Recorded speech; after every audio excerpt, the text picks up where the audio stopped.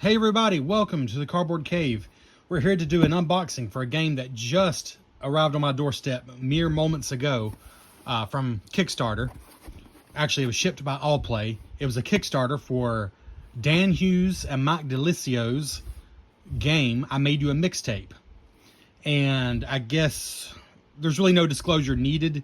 I'm not sure if Dan or Mike, either one, know who I am, but I do consider myself a fan. You know how those kinds of things can be one-sided. I do comment on their podcast. I'm losing my words. Sporadically Bored. And I've met Mike very briefly at the Dice Tower. Actually, the Dice Tower cruise. It would have been, I guess, 2024.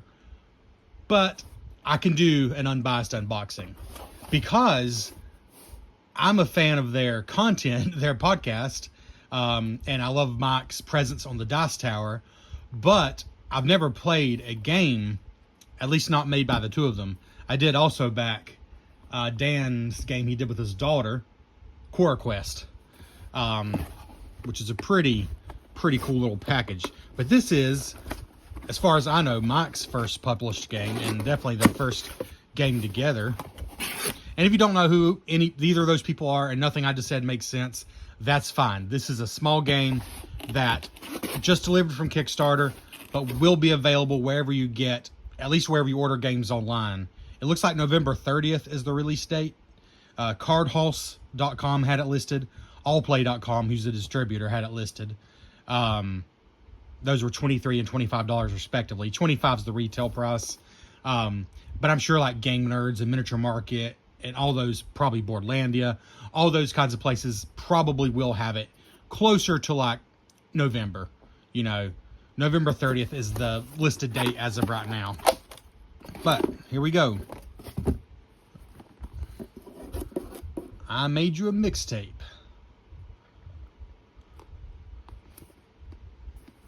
Really do enjoy that cover.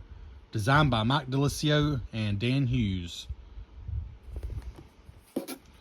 So, I Made You a Mixtape is a fast, easy-to-learn card game where you battle to craft the ultimate 80s and 90s mixtape masterpiece. It can be played 2 to 4 players or solo in just 30 minutes. So whether you live through the mixtape era or discovering it for the first time, it's going to take you back. So, not quite to the level it's showing here, but I did make mixtapes. Me and my brother and my friend Johnny, we made mixtapes just for our own amusement. But then when the CD era came around, we definitely made mixed CDs. And now that was fun. So I don't think I'm too young for the mixtape era. It's just we were very, I guess, young during this time. So it was kind of just making goofy things, like things we recorded off the radio. I think it's still qualified as a mixtape, though. And, yeah, so that does bring back some memories. But mostly just the music theme is just something I enjoy. And I know they both take their music very seriously. I know Mike he worked in a record store, I believe he's mentioned multiple times. I don't know, honestly, what the laws are. I can't remember where they landed on that. As far as, is there going to be any licensed song titles in here? That I'm not sure about. So I'm going to find out. I know there was a whole discussion about that, and I don't remember exactly where that landed. But at the very least, I know a lot of these, if not all of these, are inspired by real songs. Because I actually asked for fan feedback to help guide that somewhat. So as far as the box size, it's a good size for a card game. It's a very appropriate size for a card game. The box feels good too. 90 track cards, 12 equalizer cards, 4 balance cubes, a solo player card, a score pad, and a pencil.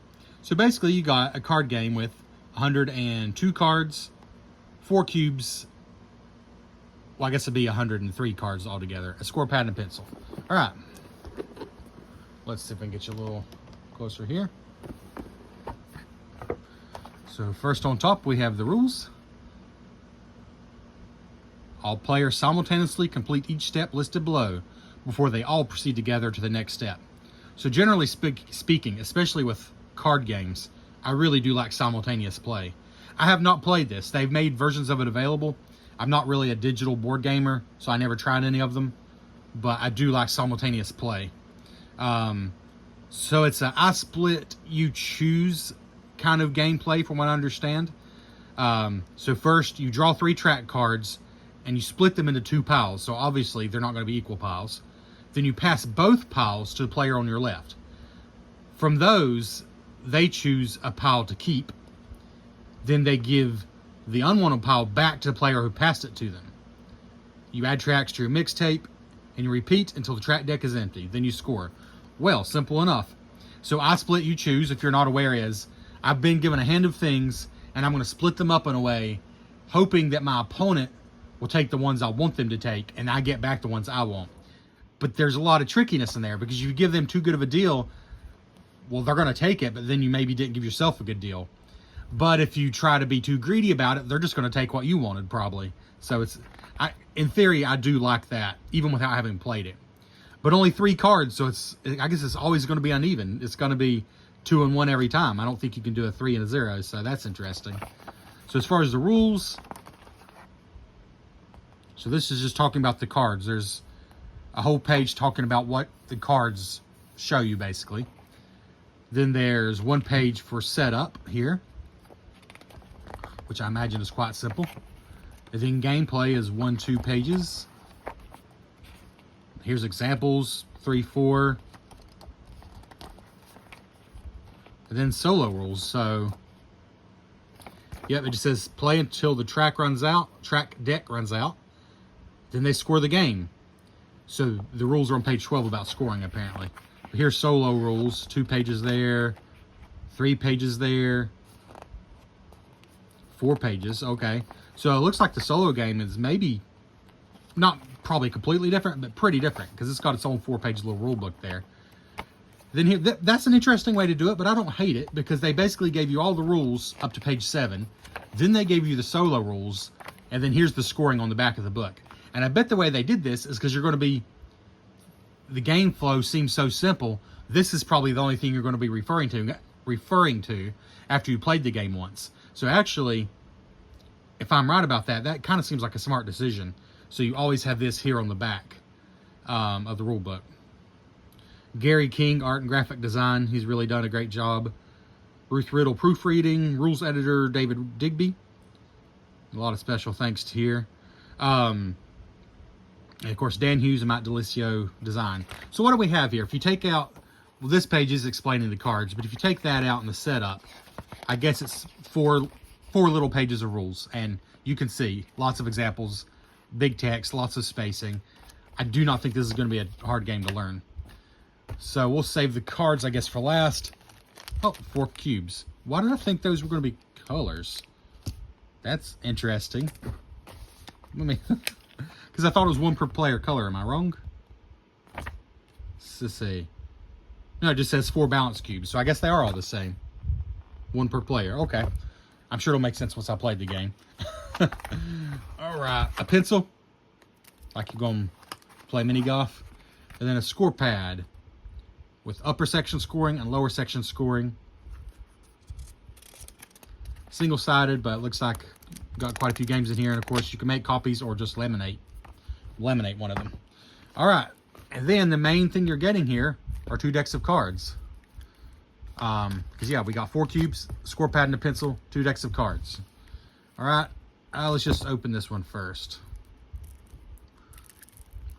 This is always my nemesis, getting into these.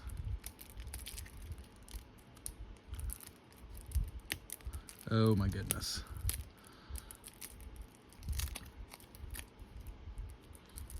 So yeah, if I'm being honest, kind of the novelty of Mike and Dan designing a game is what made me check this out. Like, I'm just saying, like, the initial action of me checking it out was probably just because of that. But when I stuck around and read about it, I was like, okay, this actually sounds like a fun game. So I didn't only back it because it's Mike and Dan. That's just what got me initially interested. And then I stuck around and saw, I thought they really got something that should be fun here. Oh, and here's the backs of the cards. Let me go and open both up just so we can see. Because I think, except for one, was it one solo card? These are all going to be No, there's 12 equalizer cards, 1 solo card, and then 90 track cards. So let's go and open all of them so we can see the... I just now saw there's an easy tear thing here. I totally missed that on the first one. Brilliant.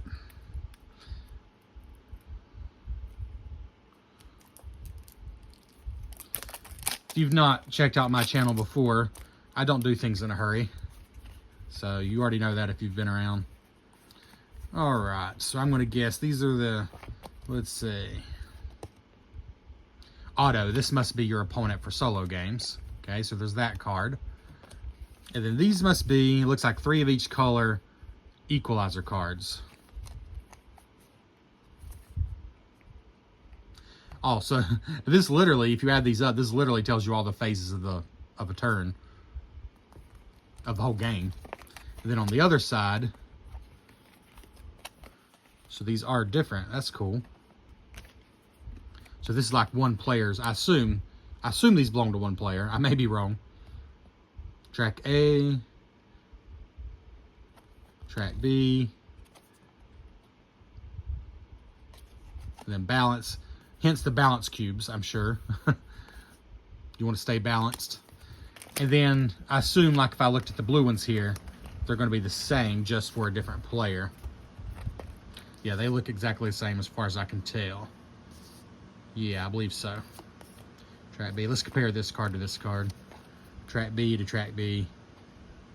Yeah, totally identical. No, well, except player number. Yeah, so this is for player 3, player 4. So I'm not going to swear they're totally identical. Those look like they are.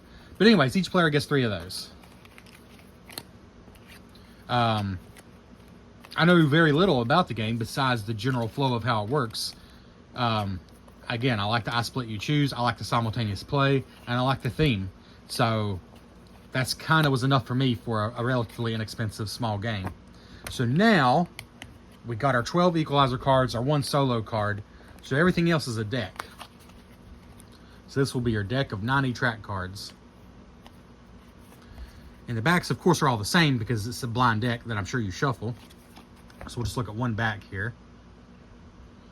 Rebel Punk Uprising, Massive Asterisk, which is what they're calling their game company to publish this game, and maybe more in the future. I don't know. What the alternative, R&B Grooves. Alright, so there's the backs. Now let's just look at some of the fronts. So, basically, they're tapes, cassette tapes, with the tape kind of strung out as if you'd pulled one out. So it looks like blue and red for the primary colors. Is that represent side A and B? I'm not sure. But it looks like blue and red for the primary colors, but then there's gold and green tapes, there's purple tapes. I don't know the relevance of that, I'm just pointing it out. There's black tapes. Ooh, multicolored tapes. Those maybe are wild. Again, I don't know. I'm just talking out of thin air here.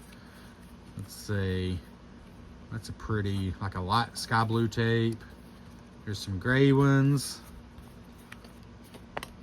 Oh, just some more purple ones there. All right, so let's maybe see if I can read this writing. It's like somebody had really written it on there. Smooth Operator, okay. So, real song title. When Doves Cry. Cool, so they're able to use the real song titles. I like that. Night Shift. So this is R&B. Let me see if I can zoom in a little here. Smooth Operator is an R&B song, obviously. When Doves Cry. Opposites Attract. Hello. I'm surprised I can read these. From a distance, I'm like, I'm not going to be able to read that. But then get it close up and it's not too hard to read. Try to give you... I just called to say... All right, let's go to another... Like, here's some blue ones that are also R&B. Let's go to another genre. Okay, here's rock. Got, come on, phone. There we go. Crazy, Crazy Nights. Jump. Welcome to the Jungle. We have card games. Pour Some Sugar on Me. So, obviously, real song titles. So, that's cool. You Shook Me All Night Long. Even Flow. Jesse's Girl, and I think it's a mix of ones that basically everybody's going to know, at least if you're of a certain age. like a lot of the ones I just pointed out, and maybe some that you're like, now what is that song?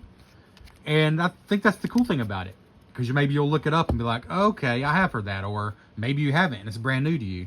That's just a little fun thing. Oh, and I see the handwriting is different on each one too. It's not all the same. It's like they belong to different people, which is nice. Give it away. Give it away now. Live forever. Okay, let's go. Everything I do. So here's Wild, Firestarter, Friends in Low Places, Oh Carolina, Prince Charming, It's a Sin, Sheriff of Huddersfield. Okay, so I think they've had a little fun with some of these, but most of them are real. Let's see. Is this a different? This is Wild. Try and get a different genre here. Here's alternative. Here's some alternative ones. Rock Lobster, Don't Stand So Close to Me, Pump It Up, Eternal Flame, Linger, Don't Dream It's Over. Again, these aren't all like #1 hits that you're definitely 100% going to know, though a lot of them are. But I like that it's a mix. Ironic. There she goes. I'm really liking the different handwriting. It really gives some authenticity to it. Authenticity. There we go. All right, let's see. Get to a different genre here. And there's stickers on some of them too. That's nice. Because the cards, I mean, the cards are all tapes, but the fact they're different colors, the fact there's handwriting, and then you got like decals and stickers and special things on some of them, definitely adds to the fun. So here's hip hop / rap. There we go. Rapper's Delight. The Message. Express Yourself. Public Enemy #1. I Need Love. The Twist. Can't Touch This. Bring the Pain. Gin and Juice. And lots more. All right, let's go to a different genre. Here's pop. Footloose. You gotta have faith. Really say something. Never gonna give you up. Crazy for you. Barbie Girl. Gosh, Barbie Girl was the 90s, wasn't it? I was thinking that's too recent, but no, I guess that would have been the 90s. I'm just getting fairly old. Spice Up Your Life. Again, I love the variety on the cards, despite the fact they are all cassettes. Stickers here, just the design of the cassette. Genie in a Bottle. Bop was 90s? Is it just... Well, you know what? I don't know. Did they say it's just 80s and 90s? Maybe they didn't say that. But maybe Bop is 90s. I mean, it would be early 2000s if it's not. It says 80s and 90s, so I guess it is. Wow. Good grief. Gosh, I still consider them kids. They're probably about 40 years old now.